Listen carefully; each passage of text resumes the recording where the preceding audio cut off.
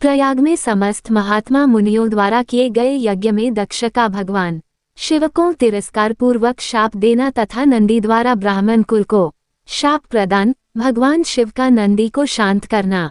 ब्रह्मा जी कहते हैं, नारद, पूर्व काल में समस्त महात्मा मुनि प्रयाग में एकत्र हुए थे। वहां सम्मिलित हुए उन सब महात्माओं का विधि विधान से एक बहुत बड़ा यज्ञ हुआ। उस यज्ञ में सनकादि सिद्धगण, देवाग, प्रजापति, देवता तथा ब्रह्म का साक्षात्कार करने वाले ज्ञानी भी पधारे थे। मैं भी प्रतिमान महातेजस्वी निगमों और आगमोस युक्त हो सपरिवार वहां गया था। अनेक प्रकार के उत्सवों के साथ वहां उनका विचित्र समाज जुटा था। नाना शास्त्रों के संबंध में ज्ञान चर्चा एवं वाद विवाद हो रहे थे। मुने उसी अवसर पर सती तथा पार्षदों के साथ त्रिलोकहितकारी, सृष्टिकर्ता एवं सबके स्वामी भगवान रुद्र भी वहां आ पहुँचे। भगवान शिव को आया देख संपूर्ण देवताओं, सिद्धों तथा मुनियों ने और मैंने भी भक्ति भाव से उन्हें प्रणाम किया और उनकी स्तुति की। फिर शिव की आज्ञा पाकर सब लोग प्रसन्नतापूर्वक यथास्थान बैठ गए। भगवान का दर्शन पाकर सब लोग संतुष्ट थे और अपने सौभाग्य की सराहना करते थे। इसी बीच में प्रजापतियों के भी पति प्रभु दक्ष, जो बड़े तेजस्वी थे, अकस्मात घूमते हुए प्रसन्नता पूर्वक वहां आए। वे मुझे प्रणाम करके मेरी आज्ञा ले वहां बैठे। दक्ष उन दिनों समस्त ब्रह्मांड के अधिपति बनाए गए थे, अतएव सबके द्वारा सम्माननीय थे। परंतु अपने इस गौरवपूर्ण पद को लेकर उनके मन में बड़ा अहंकार था, क्योंकि वे तत्व ज्ञान से शून्य थे। उस समय समस्त देवर्षियों ने नतमस्तक हो स्तुति और प्रणाम के द्वारा दोनों हाथ जोड़कर उत्तम तेजस्वी दक्ष का आदर सत्कार किया। परंतु जो नाना प्रकार के लीला विहार करने वाले सबके स्वामी और उत्कृष्ट लीलाकारी स्वतंत्र परमेश्वर हैं, उन महेश्वर ने उस समय दक्ष को मस्तक नहीं झुकाया। वे अपने आसन पर बैठे ही रह गए, खड़े होकर दक्ष का स्वागत नहीं किया। महादेव जी को वहां मस्तक झुकाते न देख मेरे पुत्र प्रजापति दक्ष मन ही मन अप्रसन्न हो गए।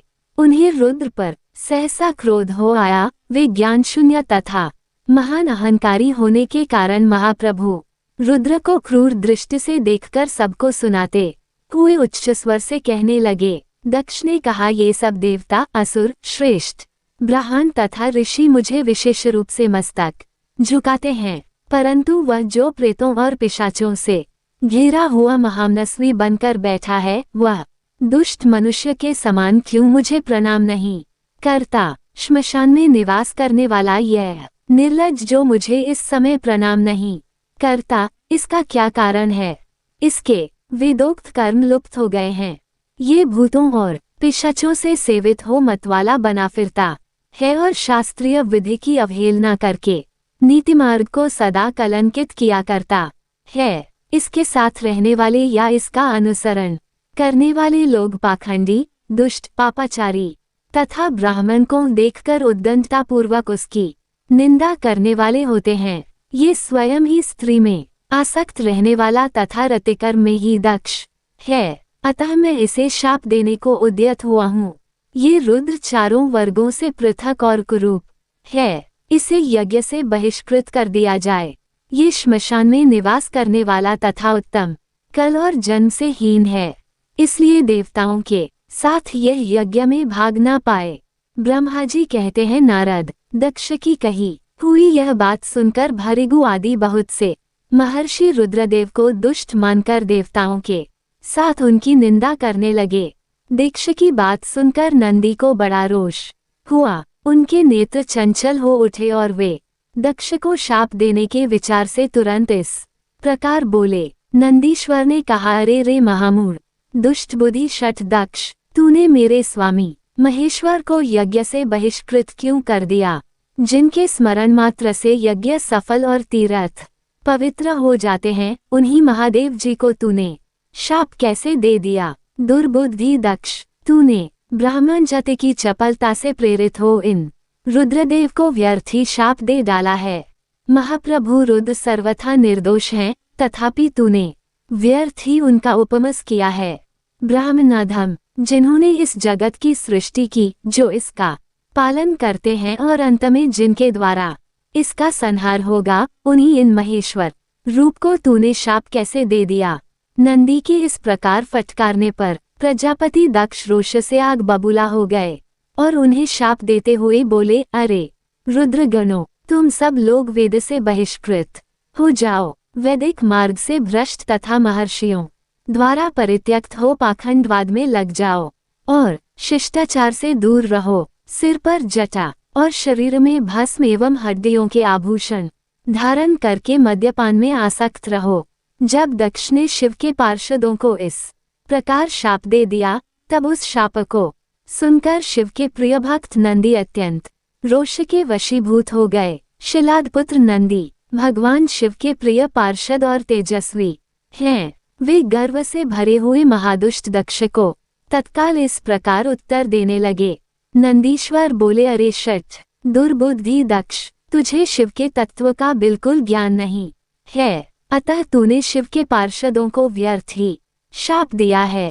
अहंकारी दक्ष, जिनके चित्त में दुष्टता भरी है, उन भृगु आदि ने भी ब्राह्मणत्व के अभिमान में आकर महाप्रभु महेश्वर का उपहास किया है। अतः यहाँ जो भगवान रुद्र से विमुख तुझ जैसे दुष्ट ब्राह्मण विद्यमान है, उनको मैं रुद्र तेज के प्रभाव से ही शाप दे रहा हूँ। तुझ जैसे ब्राह्मण कर्मफल के प्रशंसक वेदवाद में फंसकर वेद के तत्व ज्ञान से शून्य हो जाएं। वे ब्राह्मण सदा भोगों में तन्मय रहकर स्वर्ग को ही सबसे बड़ा पुरुषार्थ मानते हुए स्वर्ग से बढ़कर दूसरी कोई वस्तु नहीं है, ऐसा कहते रहें तथा क्रोध, लोभ और मद से युक्त हो निर्लज भिक्षुक बने रहें। कितने ही ब्राह्मण वेद मार्ग को सामने रखकर शूद्रों का यज्ञ कराने वाले और दरिद्र होंगे, सदा दान लेने में ही लगे रहेंगे। दूषित दान ग्रहण करने के कारण वे सबके सब नरकगामी होंगे। दक्ष, उनमें से कुछ ब्राह्मण तो ब्रह्मराक्षस भी होंगे, जो परमेश्वर शिव को सामान्य देवता समझकर उनसे द्रोह करता है। वह दुष्ट बुद्धि वाला प्रजापति दक्ष तत्व ज्ञान से विमुख हो जाए। यह विषय सुख की इच्छा से कामनारूपी कपट से युक्त धर्म वाले गृहस्थाश्रम में आसक्त रहकर कर्मकांड का तथा कर्मफल की प्रशंसा करने वाले सनातन वेदवाद का ही विस्तार करता रहे।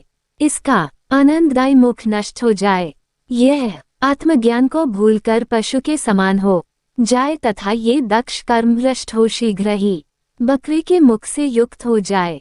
इस प्रकार कुपित हुए नंदी ने जब ब्राह्मणों को और दक्ष ने महादेव जी को शाप दिया, तब वहां महान हाहाकार मच गया। नारद, मैं वेदों का प्रतिपादक होने के कारण शिव तत्व को जानता हूँ, इसलिए दक्ष का वह शाप सुनकर मैंने बारंबार उसकी तथा भृगु आदि ब्राह्मणों की भी निंदा की। सदाशिव महादेव जी भी नंदी की वह बात सुनकर हंसते हुए से मधुर वाणी में बोले। वे नंदी को समझाने लगे।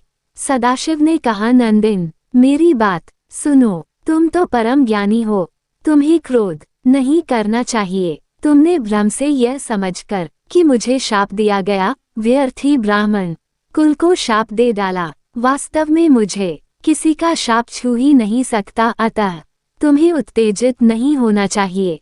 वेद मंत्राक्षरमय और सूक्तमय है, उसके प्रत्येक सूक्त में समस्त देहधारियों के आत्मा परमात्मा प्रतिष्ठित हैं, अतः उन मंत्रों के ज्ञाता नित्य आत्मवेता हैं। इसलिए तुम रोषवश उन्हें शाप न दो। किसी की बुद्धि कितनी ही दूषित क्यों न हो, वह कभी वेदों को शाप नहीं दे सकता। इस समय मुझे शाप नहीं मिला है, इस बात को तुम्हें ठीक ठीक समझना चाहिए। महामते, तुम सनकादि सिद्धों को भी तत्वज्ञान का उपदेश देने वाले हो, अतः शांत हो जाओ। मैं ही यज्ञ हूँ, मैं ही यज्ञ कर्म है, यज्ञों के अंगभूत समस्त उपकरण भी मैं ही हूँ। यज्ञ की आत्मा मैं हूँ, यज्ञ प्रायण यजमान भी मैं हूँ और यज्ञ से बहिष्कृत भी मैं ही हूँ। ये कौन, तुम कौन और ये कौन, वास्तव में सब मैं ही हूँ। तुम अपनी बुद्धि से इस बात का विचार करो। तुमने ब्राह्मणों को व्यर्थ ही शाप दिया है। महामते, नंदिन, तुम तत्व ज्ञान के द्वारा प्रपंच रचना का बाध करके आत्मनिष्ठ ज्ञानी एवं क्रोध आदि से शून्य हो जाओ। ब्रह्मा जी कहते हैं, नारद, भगवान शंभु के इस प्रकार समझाने पर नंदिकेश्वर विवेकप्रायण हो, क्रोधारहित एवं शांत हो गए। भगवान शिव भी अपने प्राण प्रिया पार्षद नंदी को शीघ्र ही तत्व का बोध कराकर प्रमथगणों के साथ वहां से प्रसन्नता पूर्वक अपने स्थान को चल दिए।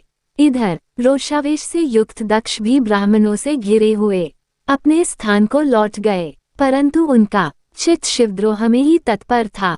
उस समय रुद्र को शाप दिए जाने की घटना का स्मरण करके दक्ष सदा महान रोष से भरे रहते थे। उनकी बुद्धि पर मूर्ता छा गई थी। वे शिव के प्रति श्रद्धा को त्याग कर शिव पूजकों की निंदा करने लगे। तात नारद, इस प्रकार परमात्मा शंभु के साथ दुर्व्यवहार करके दक्ष ने अपनी जिस दुष्ट बुद्धि का परिचय दिया था वो मैंने तुम्हें बता दी। अब तुम उनकी पराकाष्ठा को पहुंची हुई दुर्बुद्धि का वृतांत सुनो। मैं बता रहा हूँ। वीडियो अच्छा लगे तो लाइक, सब्सक्राइब, शेयर करना ना भूले।